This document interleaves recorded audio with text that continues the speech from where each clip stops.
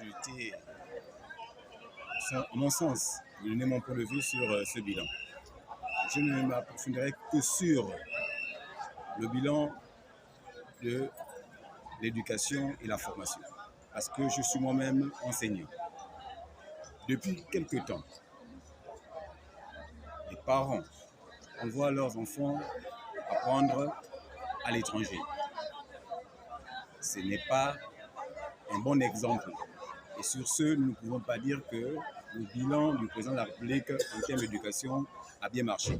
Donc, ce qui me concerne, je trouve que c'est un bilan négatif.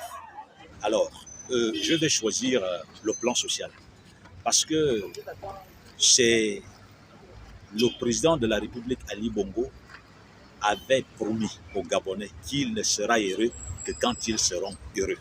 Et cela intervient effectivement sur le plan social. Je vous ai parlé des retraités qui, beaucoup sont morts, ils sont en train de mourir, ils sont malades, ils ne peuvent pas se soigner. L'État confisque leur pension. Échec.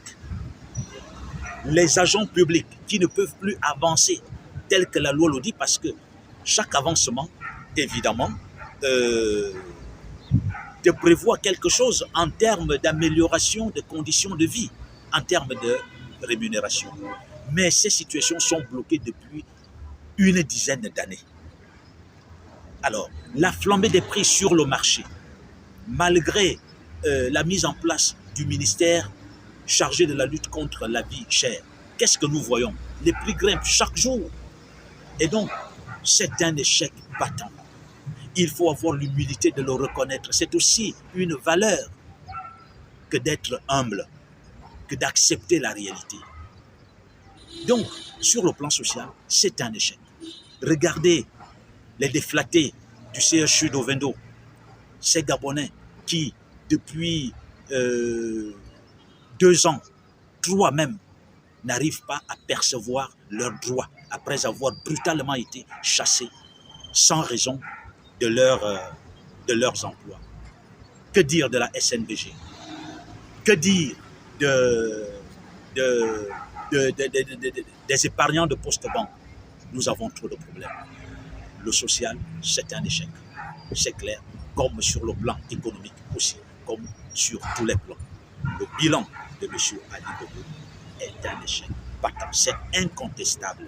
Maintenant, je voudrais profiter de votre micro pour dire aux Gabonais que vous soyez de la diaspora ou vivant au Gabon, je voudrais vous dire que Jean-Rémy Yama, nous l'avons porté candidat à l'élection législative qui aura lieu le 26. Si le gouvernement s'entête à organiser les élections dans ces conditions, nous vous invitons, de là où vous êtes, à soutenir, comme vous le pouvez, la candidature de Jean-Rémy Yama, qui se présente au 4e siège de Molondo, à Lastoville.